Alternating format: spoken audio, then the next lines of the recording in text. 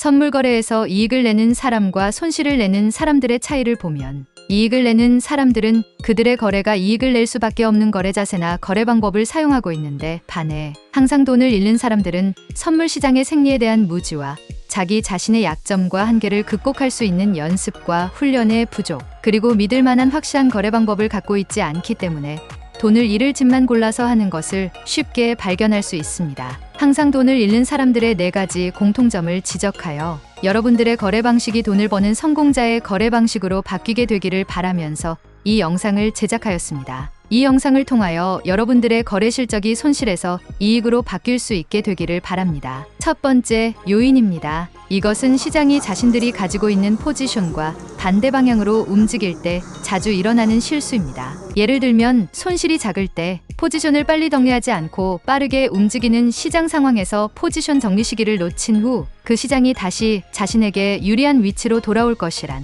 미련을 갖기 시작하면서 더 큰 손실을 보게 된다는 사실입니다. 이러한 막연한 기대의 결과는 대부분 손실로 나타나는 경우가 허다합니다. 꼭 기억하실 것은 성공적인 거래자들은 시장이 반대 방향으로 움직일 때 시장이 다시 자신들에게 유리한 위치로 돌아올 것이라는 막연한 기대를 절대로 갖지 않는다는 사실입니다. 손실을 작게 유지할 수만 있다면 다시 이익을 볼 수 있는 기회가 얼마든지 있다는 사실을 그들은 잘 알고 있습니다. 두 번째 요인입니다. 항상 돈을 잃는 거래자들은 공통점을 가지고 있는데 그것은 매번 거래할 때마다 말로 홈런을 치겠다는 욕심, 다시 말해 큰 이익을 볼 때까지는 포지션을 계속 갖고 있겠다는 위험한 생각입니다. 우리가 분명히 기억해야 할 것은 성공적인 거래자들은 한 번 거래에 거래 자금의 2~4%의 이익에 만족한다는 것입니다. 그러나 돈을 잃는 대부분의 거래자들은 그러한 작은 이익에 만족하지 못합니다. 대신 그들은 큰 돈을 벌어 영웅이 되고자 합니다. 여기서 우리가 반드시 기억해야 할 것은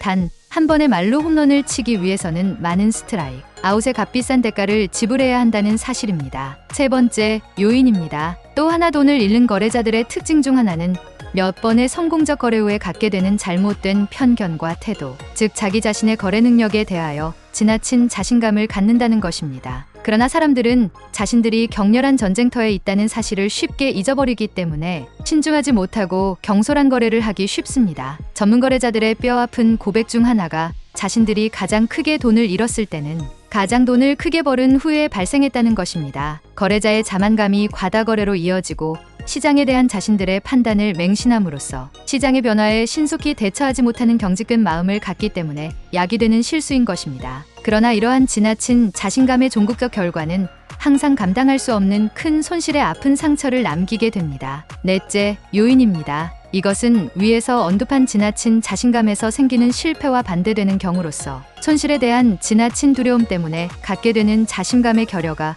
거래를 실패로 끝나게 하는 원인이 되는 것입니다. 거래를 잘못하여 돈을 잃고 난 후에 갖게 되는 낙심과 마음의 고통은 다시 성공적 거래를 할 때까지 지속되게 마련입니다. 안정되지 않은 이러한 심리적 상태에서 거래를 할 경우 즉흥적, 감정적으로 거래하기 때문에 결국은 더 큰 손실로 이어질 때가 많은 것입니다. 여유 자금이 아닌 생활 자금이나 빚을 얻어 거래할 경우 이러한 불안정한 심리 상태는 더욱 가중되어 잃은 돈을 빨리 만회해야 한다는 초조감과 강박관념이 거래자의 정상적인 판단 능력을 마비시켜 이러한 심리 상태 하에서의 거래는 거의 100% 실패로 끝나게 되는 것입니다. 선물 거래에서 위에서 말씀드린 실패 요인들을 피할 수 있는 단 한 가지 방법은 거래할 때마다 손절매 주문을 사용하는 것입니다. 손절매 주문은 항상 거래자들의 좋은 친구가 되어야 하는 것입니다. 시장에서 주문이 체결되었을 때 즉시 자신을 더 큰 손실로부터 보호해 줄 수 있는 자신이 한 번 거래에 감당할 수 있는 손실 규모의 손절매 주문을 반드시 집어넣어야 합니다. 가지고 있는 포지션이 이익을 내고 있으면 손절매 가격 수준을 조정하여 일정한 수익을 안전하게 보장시켜 놓을 수 있습니다. 단 한 가지 손절매 주문의 단점은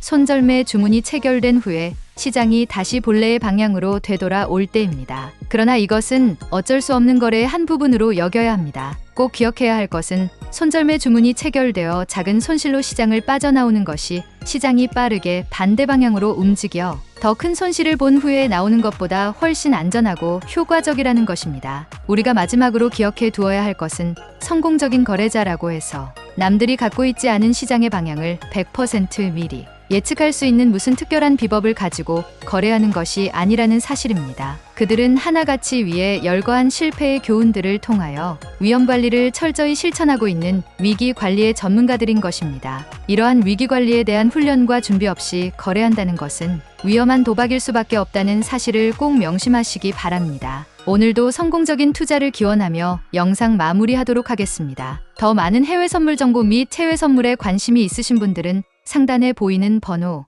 0128464753번으로 연락 주시면 안내 도와드리겠습니다. 구독, 좋아요, 알림 설정 부탁드립니다. 감사합니다.